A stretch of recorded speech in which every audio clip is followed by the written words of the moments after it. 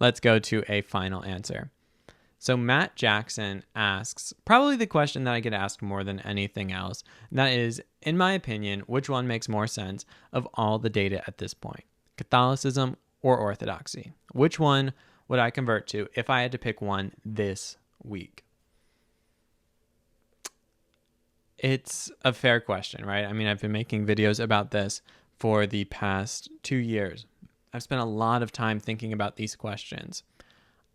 Obviously, I haven't felt so strongly about this that I've become either one. So the question is only in the sense of if I had to pick right now between the two. I really struggle with this. I will point out a couple things that I find compelling in each, and then I'll give an answer. So with Roman Catholicism, I love the part of it in which that you can fit things into nice boxes, right? You can get answers on theological questions. There's a clear hierarchy. There's a clear structure. Like the business side of me says, okay, that's a good way to run an organization. There's good systems in place here. And I like that. I'm drawn to that in many ways. It seems like a smooth system, even if it's been an absolute mess in a lot of ways in recent years. But the structure makes sense to me in an intuitive sense.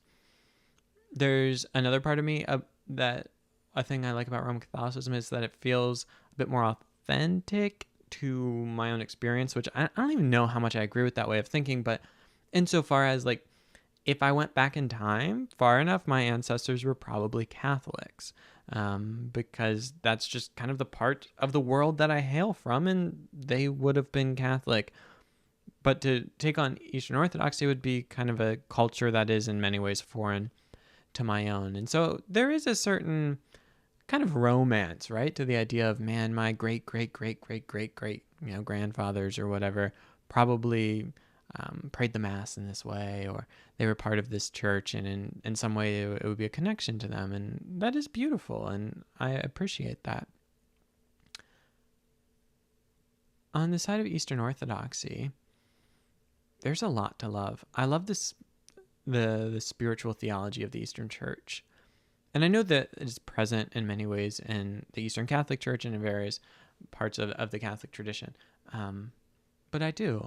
I love the liturgy. Like, if I had to pick between which one I want to go to liturgy at, I'm going to pick the Eastern Orthodox Church for the most part. I can only compare my personal experiences, and they're so different. I went to St. John Cantius pretty frequently in college, which is this incredible Catholic church that is full of gold and just stunning in design and huge and draws visitors from all over. And I loved it. And I would go there just to pray and to sit and to contemplate. And it did inspire awe and wonder. And it made you feel small in the grand scheme of what God is up to. And it was humbling.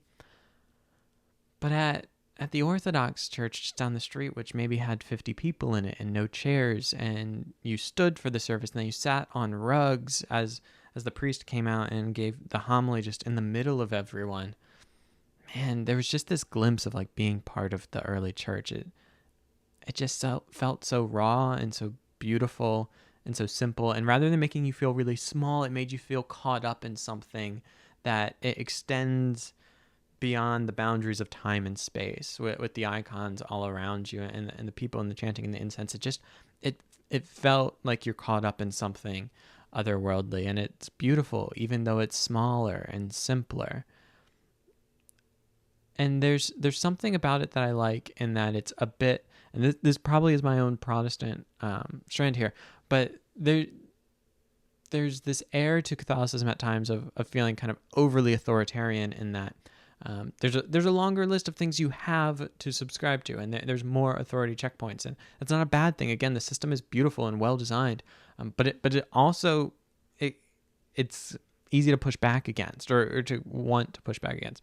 In Orthodoxy, there's something that feels a bit more organic, something a bit less hierarchical, which probably my Western Protestant liberal mindset, like liberal in the very most broad, not talking politically, but is drawn to, right? Like that's the intellectual tradition that we in the West are most prone to, in a way of kind of anti-hierarchy, if you will, which isn't all positive. But there's also downsides to both. So with Orthodoxy, it is harder to get straight answers. The fact that there hasn't been a council in so long is difficult. The claims that both have made historically of kind of extra ecclesiam nulla salus, there's no salvation outside the church, somehow feels more strained with Orthodoxy when globally there's just less. And maybe specifically because in the US you see less Orthodox Christians. For people that take that hard line, that's a really difficult one for me to toe. The Catholic Church has nuanced that more. And I do appreciate that there seems to be more ongoing development in that where you can get more clarity, even though, again, it's been a jarbled mess recently. But you can get new definitions, or not kind of new theology, but in a way of kind of adding footnotes on things and clarifying things over time at its best. Is a good system, I think, for the Roman Catholic Church. If I had to choose today, I would probably choose Orthodoxy. Now, I don't want people to put too much weight into that.